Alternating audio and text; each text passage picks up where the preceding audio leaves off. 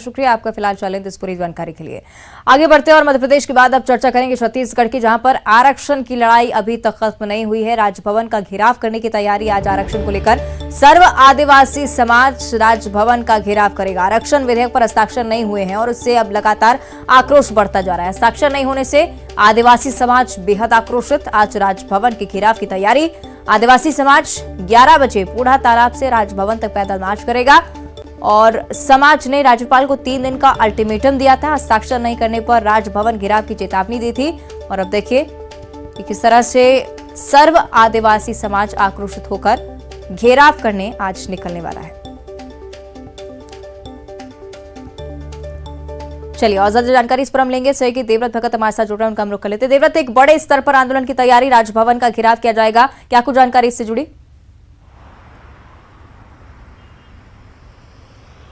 जी देखिए, कांग्रेस ने कल ही ऐलान किया है 3 जनवरी को बड़ी महारैली का, लेकिन उससे ठीक पहले सर्व आदिवासी समाज आरक्षण के मसले पर राजभवन का घेराव करने जा रहा है और एक तरह से पहले ही ये रणनीति तय कर ली गई है। बाकायदा इसके लिए प्रेस कॉन्फ्रेंस रखी गई थी और उसमें अल्टीमेटम दिया गया था कि अगर 3 दिन के भीतर राज्यपाल विधेयक पर दस्तखत नहीं करती है तब सर्व आदिवासी समाज राजभवन का घेराव करेगी।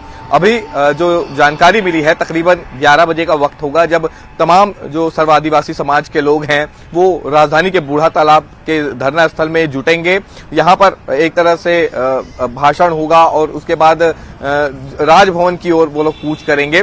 तो कुल मिलाकर के जो स्थिति फिलहाल आरक्षण को लेकर के देखने को मिल रही है कि सर्व आदिवासी समाज ये चाह रहा है कि जो 76% आरक्षण विधेयक जो है वो विधानसभा में पारित हुआ है, वही आरक्षण विधेयक प्रदेश में लागू होना चाहिए, राज्यपाल के दस्तखत होना चाहिए और राजपत्र में प्रकाशन होना चाहिए। लेकिन मसला अभी क्योंकि राजभवन में अटका हुआ है, विधि विमर्श के बाद राज्यपाल इसमें दस्तखत करने की बात कह रही है। इसके अलावा सरकार से 10 बिंदुओं में जवाब मांगा गया था, जो सरकार की तरफ से दे भी दिया गया है और अब ऐसे में सब कुछ राज्यपाल पर ही निर्भर करता है कि वो कब तक दस्तखत करेंगी।